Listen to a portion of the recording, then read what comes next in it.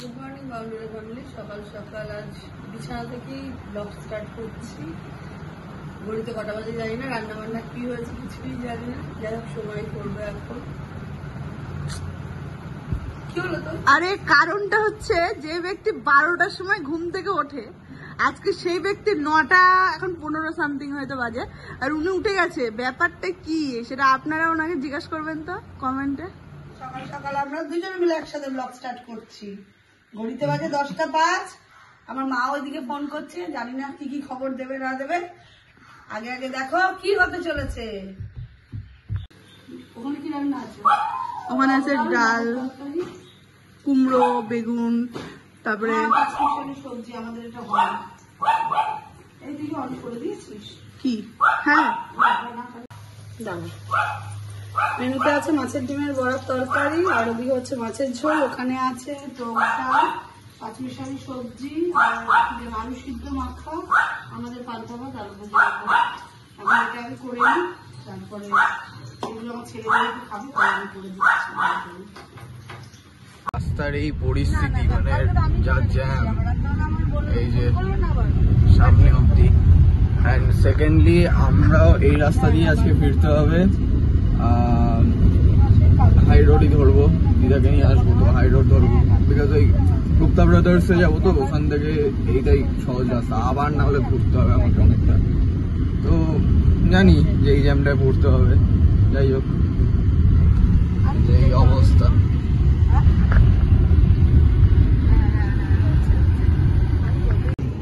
হঠাৎ করে একটা ঝামেলা লেগে গেছে এখানে, যা মনে হচ্ছে মানে বিশাল অ্যাক্সিডেন্ট কিছু হয়ে গেছে।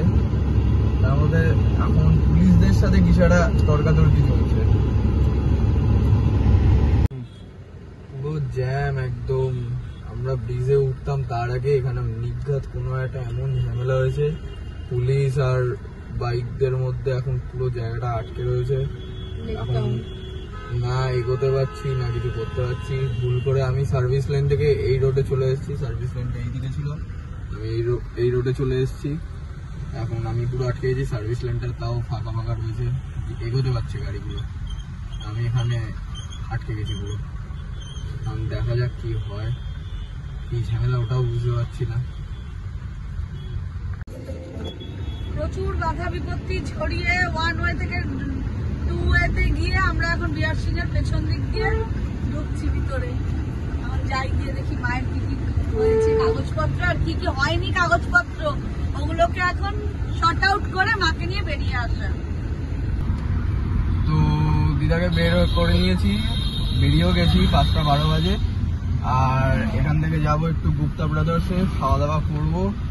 ওই যে দিদা ওখানে এখন একদম ফিটিং আছে, ঠিক আছে। আর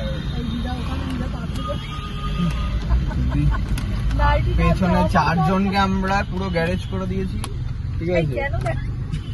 আর সিগন্যালটাও খেয়ে গেলাম। যাই হোক, তো গুপ্তা ব্রাদার্সে গিয়ে একবারে দেখা হচ্ছে।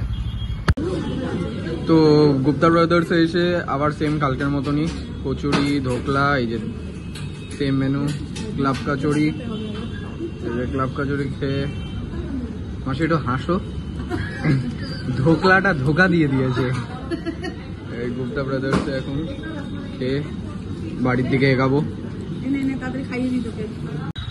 তো গুপ্তা থেকে খাওয়া দাওয়া হয়ে গেছে, এখন বাড়ির দিকে যাচ্ছি।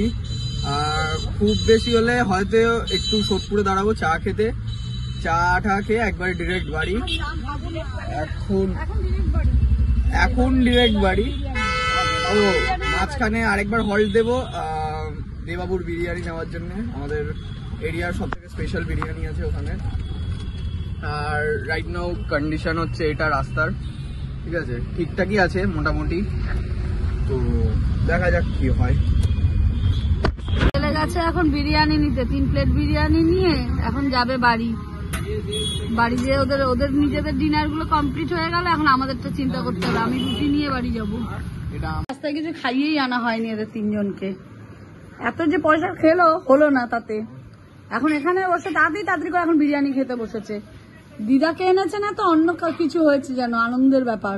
আবার খিদে পেয়ে গেছে 8:30টার মধ্যে বিরিয়ানি খেয়ে। যাই হোক, ও এখন আবার খাবে কি, এখন এসছে ছানা জিলাপি খেতে, এরপর জানি না পুরো বিরিয়ানি ডাব্বা খালি করবে কিনা।